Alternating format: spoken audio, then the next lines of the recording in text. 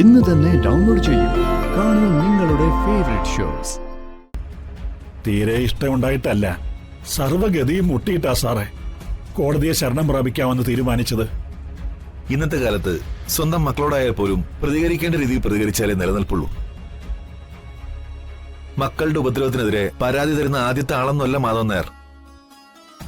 പല പരാതികളും ഈ ഓഫീസിൽ കൈകാര്യം ചെയ്യുന്നുണ്ട്. പക്ഷേ മാധവൻ നായർ പറഞ്ഞ തരത്തിലുള്ള ആൺമക്കളുടെ നിരന്തരമായ ദ്രോഹങ്ങൾ ആദ്യമേ കേൾക്കുക. നീതി കിട്ടണം എനിക്ക്. മക്കള് നഷ്ടപരിഹാരം തരണം.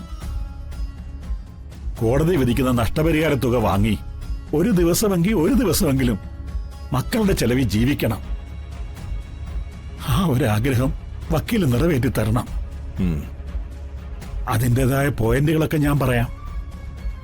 കാര്യങ്ങളെല്ലാം എന്നോട് വ്യക്തമായും കൃത്യമായും പറയുക. നാളെ തന്നെ മക്കൾക്ക് വക്കീൽ നോട്ടീസ് കിട്ടിയിരിക്കും. മതി, എനിക്കത് മതി.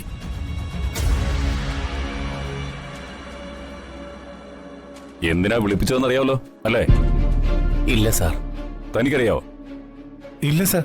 ഒരു മാധവൻ നായരുടെ വർക്ക്ഷോപ്പില് എന്തെങ്കിലും പ്രശ്നം ഉണ്ടാക്കിയോ? ഇല്ല സാർ. ഇനി ഏത് മാധവൻ നായരാണെന്ന് ചോദിക്കുവോ? നീയൊക്കെ ഗുണ്ടകളുമായിട്ട് ചെന്ന് നിന്റെയൊക്കെ തന്ത മാധവൻ നായരുടെ വർക്ക്ഷോപ്പ് അടിച്ചു പൊളിച്ചോന്ന? അയ്യോ, ഞങ്ങൾ ഗുണ്ടകളൊന്നും അയച്ചിട്ടില്ല. ഇല്ല സാർ. രണ്ടെണ്ണം കൂടി വലിയ പെർഫോമൻസ് ഒന്നും കാഴ്ചവെക്കാൻ നിൽക്കണ്ട. സാക്ഷികളുണ്ട്. അതും പോരെങ്കിൽ നീയൊക്കെ കൊട്ടേഷൻ കൊടുത്ത ഗുണ്ട സെല്ലിലുണ്ട്. വേണമെങ്കിൽ അവനെ ഒന്ന് കണ്ടോ. സർ, ആ സെല്ലിൽ കിടക്കുന്നവനെയും കൊണ്ടുപോവാ.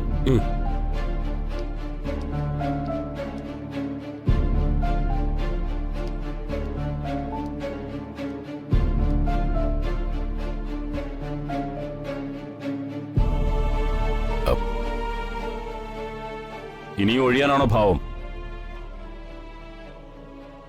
എന്തിനാണ് മാധവൻ നായരെ തല്ലിച്ചത്? ചോദിച്ചത് കേട്ടില്ലേ? എന്തിനാ തല്ലിയെന്ന്?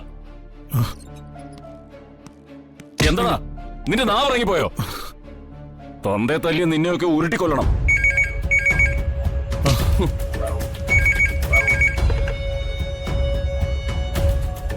ഹലോ സർ, ഞാൻ ഹരിത, XMLA കരുണാകർ കുറുപ്പിന്റെ മകളാ. പറഞ്ഞോളൂ മാഡം. സർ, ഒരു സഹായത്തിനാ ഞാൻ വിളിച്ചത്. പറഞ്ഞോളൂ. സർ, ഇപ്പൊ സ്റ്റേഷനിൽ വിളിപ്പിച്ച മനോജ് എന്റെ ഹസ്ബൻഡാ. കുറുപ്പ് സാറിന് വരുമാനോ?